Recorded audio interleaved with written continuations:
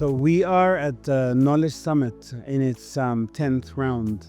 And knowledge is a very broad term. بس كمان there are different ways to look at knowledge. And one of those ways, and one of the most important ways, is filmmaking. So today, I'm with a filmmaker, an Emirati filmmaker. Her name is Maitha Al Awadi. She's a filmmaker and a scriptwriter. Maitha, منورة. Thank you so much for having me. It's an honor to be here and to share whatever knowledge I have with people. والله طيب. Okay, we were talking earlier before we started about your role as a filmmaker. You're a director, so? Yes. Okay, so you're a director and a scriptwriter, but you which one do you like more?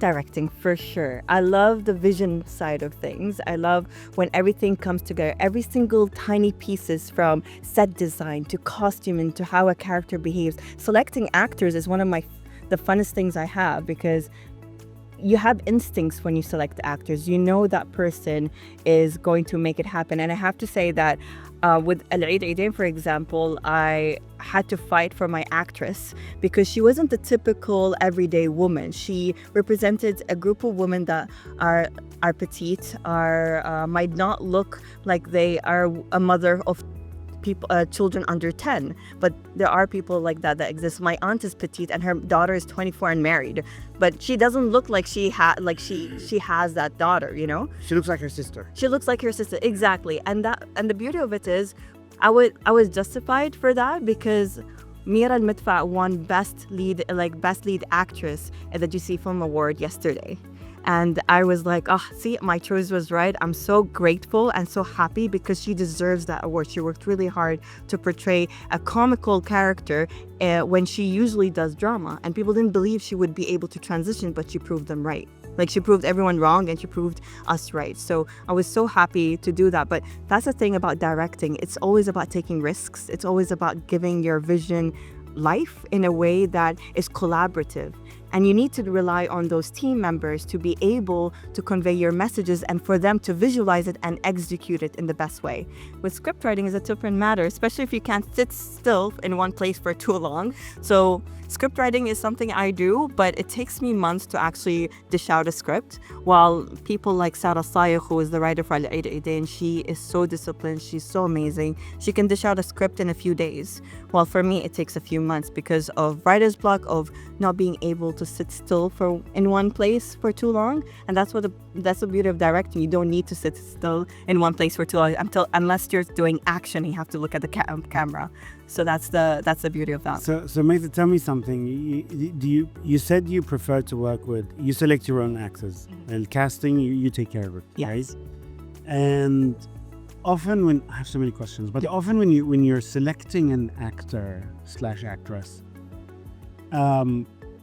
you know they're good, but you also know that they're gonna be difficult. Does that give you Not really. I'm happy to say I didn't have much difficulty with my actors.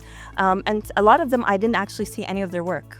For example, I have a short film that I just did in India, where the main reason I made that film because I met this actress at an event and I just spoke to her for 5 minutes. I didn't know who she was. I didn't know what she did before. I didn't look at her body of work at all until I already locked her in, and I was trying to prove to the producer why she's the best choice for the script, especially because I wrote the script for her.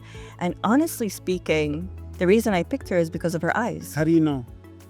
Instinct. I don't know. It's gut instinct. And when we went on production, we didn't actually have rehearsal time. She flew from Venice to Abu Dhabi, from Abu Dhabi to India, slept for 5 hours and came on set and did a whole 12 hours straight. And it was a very intense scene because the film deals with silent trauma. It deals with mental state after a traumatic event that happened to a girl. And it just showcases her trauma in the most vivid and most close and personal way. And she blew my mind. She actually pushed me out of my comfort zone. And when I showed the footage to the producer, he was like, now I see what you meant by sticking to your guns with this actress, because he wanted to change her. But like, just a gut feeling? Most times it's a gut feeling. Like, people recommend some actors and I have to meet them. For the first few seconds or 5 minutes of the discussion, I know if this person is gonna work or not. And I think that's because I was very silent when I was growing up. I was more of an observer than a talker.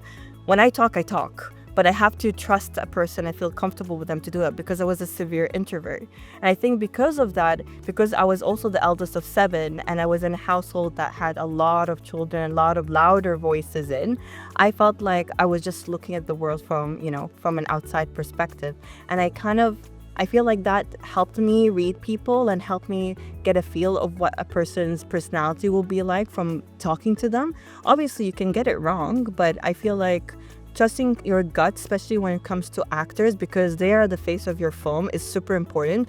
And especially when you develop that relationship. And if you feel someone is not right for the role, don't be afraid to change them, because it will not only damage the film and you as a director's choice, but also damage the reputation of the actor because they couldn't perform their best. Not because they're not good actors, just because they weren't the right fit for the role. And that's a big lesson that every filmmaker should have, that if you want to change someone, change. I did that with my head of wardrobe. I had a head of wardrobe was so nice, super involved, and she was with us from the get-go. But basically what happened was she wasn't getting what I was trying to convey. And I decided to, you know what, I have to change her. And thankfully, I had another person that just moved back to Dubai, and I worked with her in a commercial. And I always loved her work. Even though she worked with me for one commercial, her work spoke for itself. And I was like, do you want to be part of this project? And she's like, sure. And then she jumped on board, and she also did such an amazing job for her first feature film as head of wardrobe and costume. Maitha, that's so nice how you talk about shortcomings of a performance of someone, but you also look at it from their perspective. So that's so kind.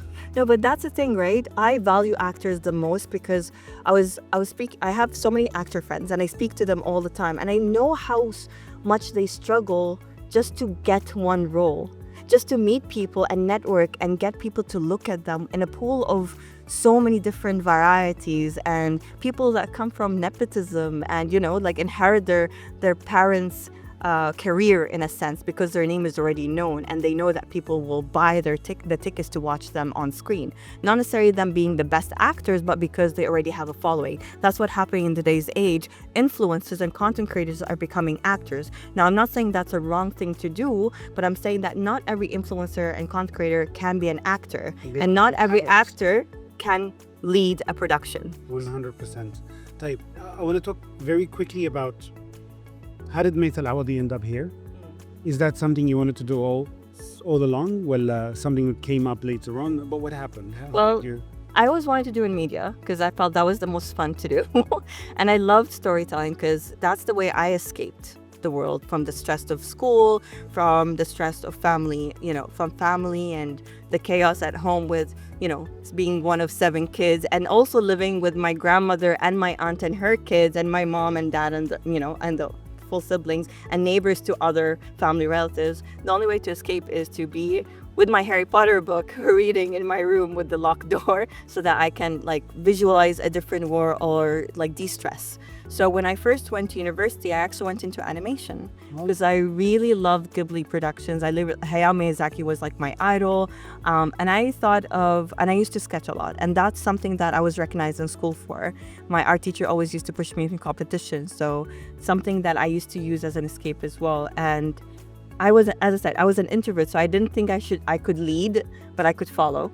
And when I moved to Australia at 16 to pursue that, I slowly start to be open to the world and get to know more cultures and step into who I am as a person. And as I did that, I evolved and I started kind of wanting to lead. And I remember one class where they told us to share ideas, and it was such nerve-wracking because I had such extreme stage fright. But I pitched my idea, and I remember it was selected as the top 5 ideas in the class. And then when it was time to select from the classmates to select which project they want to be on, 5 of them selected mine, and we actually went and made it. And I felt that my voice my voice matters. It had a valid point, and people related to it, even if it was, very broad or very niche. So I was like, I want to direct now. But how do you direct in a country that still has a small film scene and hasn't explored an industry yet in that field. They made Neighbors, but yeah. Yeah, exactly. Well, not in Australia. I mean, going back to the UAE, because before I was like, I'll work in Pixel, DreamWorks, I'll be a character designer. That's what I had in mind. That's what I had in mind. And then I came back and I was like, I want to make films here. But then I love how the UAE does that. Yeah. They bring you back, and even if there isn't an industry, they kind of provide all the elements to Exactly. make sure there is. Yes. And then here you are Yes. in the topic that I'd love to discuss, which is knowledge and filmmaking. Yeah. The transfer of knowledge and filmmaking. And in the industry that I work in, public affairs, there's something they call soft power. Yeah. And soft power is something we don't recognize. It's the food we eat, it's the films we watch, it's the sitcoms, the series. Like, you ask a certain generation about their connection to New York and Friends pop up immediately. Exactly. You know what I mean? Yeah. We know Central Park even though it doesn't exist. We know exactly where Central Park is, and we know where Bloomingdale's and Fifth Avenue and all of that stuff through storytelling. I don't even know if it's storytelling. I don't know what it is, but the power of Korean culture Exactly. reached the world Yeah. through their bands, sitcom series. Rom dramas, a big one. Even what do you call it? The animation, the Japanese animation. Exactly, the anime in Space Tune. When Space Tune came out, it was all Japanese anime, and we used to watch it thinking they were actually speaking in Arabic. And I remember watching Captain Magic. That was one of my favorite. It was like Captain Magic, like you always want to watch it because it's so exciting. But also before Korean cinema took over, we had the Mexican cinema with Talia. We had Marimar, Rosalinda, and all of that. True. And then Turkish series came out. And the most famous or infamous Harim Sultan that took over, even though it was so historical, they didn't focus on the historical Uthman. They focused on the Harim, which is the ladies of his that run the show behind the scenes, and became very over dramatized and over romanticized. But basically, that's the power of storytelling. We rewrite history with stories, and that's what stories are essentially about. Like the myths and legends that we hear about, the mythology of Greece, the mythology of Roman, the Egyptian history, it's all stories. We figure it out based on what they've written and kept, but we don't know what was missing.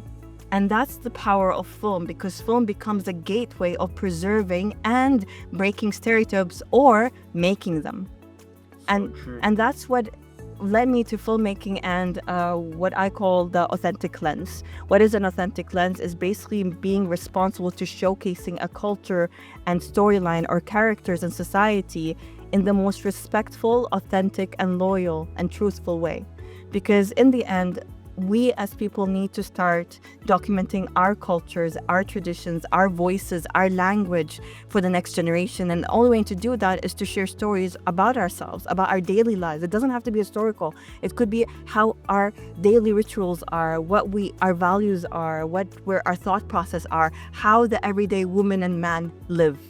And the reason why this is important, because back in the day, we see us being represented in films like Lawrence of Arabia, which is a very, misrepresentation, I feel, because the dress, the dialogue, the way that we behave, not like we have an urban life.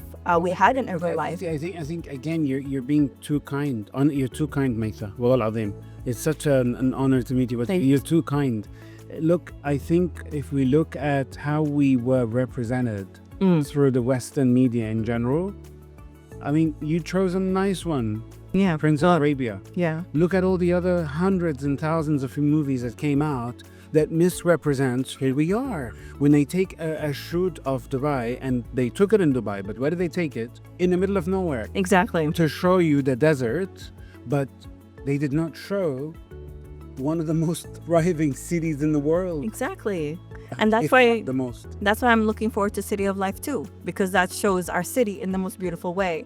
But also, To be honest, I do have a pet peeve with foreign films making showcasing Emirati people, because I remember watching this Indian film and it was very recent about Ajay Devgan was in it, and it was about him being a pilot, and there's about an infamous kind of airplane situation, kind of like Sully in a sense. And I remember it was so funny. I saw what looked like it meant to be an Emirati man coming out of the airport, but the ghitra, the agal, the kandora was so wrong. I was like, what is this? Because you're filming, like, you could have consultants be on the project. Do you think do you think it's a mistake, or do you think sometimes it's on purpose? I think sometimes it's on purpose, but some majority of the time it's a misunderstanding. Just a misunderstanding. Because most likely this film, I know for sure, did not film in the UAE. They most likely filmed it in India and they made it look like the UAE. Or they filmed it in a different country and they made it look like it, because there was a bit of green screen there. But it also felt like you could research. You can type in Emirati, wardrobe, or Emirati men, local men, and it will showcase how we actually Or dress. find an Emirati consultant who can help Exactly. you. You know what? Speak to Maitha. And that's what me and Rabi Abdullah, my producer for Al Eid, were so specific on making sure that the outfits and costumes were exactly what we actually wear, not only in the UAE but in Saudi. We consulted Fahad al-Bateri for the Saudi, and we looked at it from ourselves. I actually had my mom in one of the groups just to consult on wardrobe. Love that. I'll tell you what, the way I see it, in their defense, I'm being the devil's advocate here.